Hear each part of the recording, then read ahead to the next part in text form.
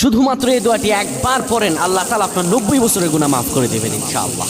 আপনার 90 বছরের গুনাহ মাফ হয়ে যাবে যদি মাত্র এই দোয়াটি যদি একবার পড়তে পারেন। আপনার ভাগ্য খুলে যাবে, রিজিকে বরকত আসবে, মনের ন্যাক আশা পূরণ হবে, আল্লাহ আপনার সব দোয়া কবুল করে দিবেন। সুবহানাল্লাহি ওয়া বিহামদি।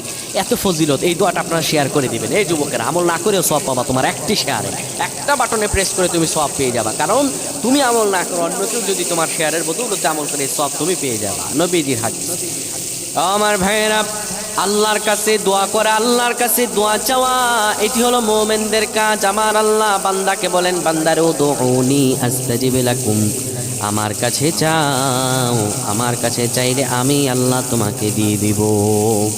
কেউ যদি একবারে দোয়াটি পড়তে পারে, দোয়াটি হলো রব্বি ইন্নী যালামতু নাফসি ফাগফিরলি।